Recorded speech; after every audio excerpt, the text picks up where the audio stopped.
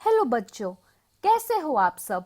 हम सब ने मिलकर विलियम वर्ड्सवर्थ की कविता डैफोडिल्स पढ़ना शुरू करा था।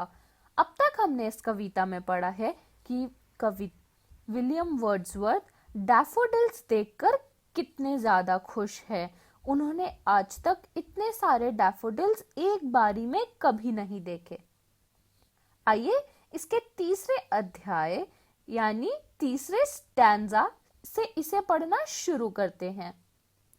The waves beside them danced, but they outdid the sparkling waves in glee. A poet could not but be gay in such a jocund company.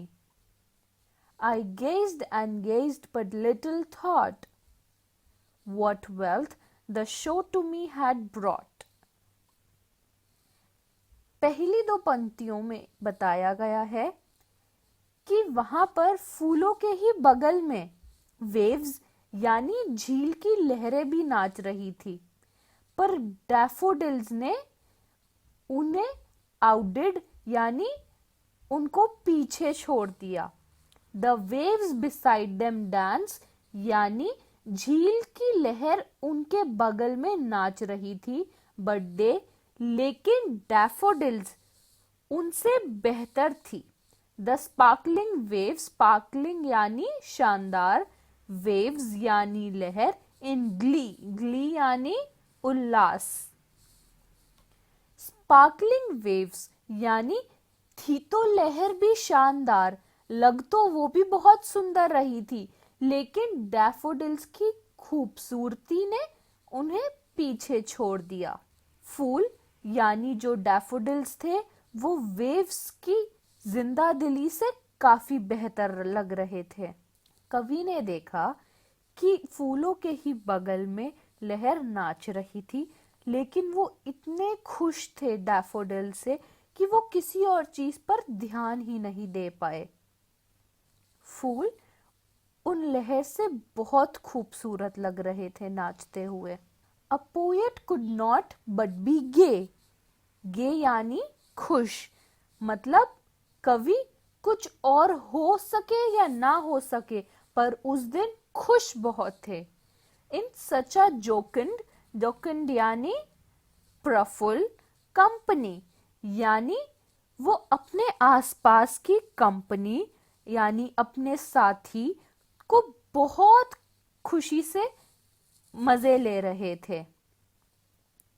कवि इतने खुश आज से पहले कभी नहीं हुए। कवि अपनी कंपनी से इतने ज्यादा खुश थे कि वो अपनी या किसी और की मदद कर ही नहीं सकते थे इस बारे में। उनकी कंपनी थी डैफोडिल्स जो वो देख रहे थे, और वो हर एक चीज जो उनके आसपास थी वो कभी इतने जिंदा दिल और खुश कभी भी नहीं हुए थे। आई गेज्ड एंड गेज्ड, गेज्ड यानी ताकना, बट लिटिल थॉट, थॉट यानी सोचना। वो बस इन सब चीजों को देखे ही जा रहे थे और उनका दिमाग चल ही नहीं रहा था। वो इन सब को देखकर बहुत खुश थे और बिल्कुल कुछ और सोच ही नहीं रहे थे। What wealth, wealth यानी धन, the show to me had brought, उन्हें इतनी खुशी कभी किसी संख्या पैसों के नहीं दी। आज फूलों ने उन्हें असली धन दिया था। कवि उन फूलों को बार बार देखे जा रहे थे, वो कुछ और सोच ही नहीं रहे थे डैफोडिल्स को देखने के समय। उन्हें कभी इतनी खुशी इतने पैसे को पाकर भी नहीं हुई जितनी खुशी आज उन्हें आसपास इतने सुंदर मौसम में रहने से हुई। उन फूलों ने उन्हें अब उनकी जिंदगी का असली धन दिया था। हमने इस अध्याय में पढ़ा कि कवि कितने ज्यादा खुश थे अपने आसपास के एटमॉस्फेयर यानी जो उनके आसपास हो रहा था उससे। उन्होंने देखा तो कि फूलों के बगल में झील की लहरें भी नाच रही थी और वो भी काफी सुंदर लग रही थी।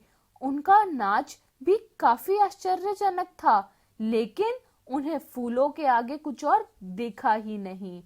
किसके आगे? फूलों के आगे। और कौन से फूल थे? नाम क्या था उन फूलों का? डैफोडिल्स। उन्हें इतनी खुशी कभी किसी संख्या के पैसों को पाकर भी नहीं हुई, जितनी खुशी आज उन्हें इतने सुंदर मौसम में रह के हुई। डैफोडिल्स ने उन्हें उनकी जिंदगी का सबसे अच्छा धन दिया था, सबसे कीमती धन दिया था।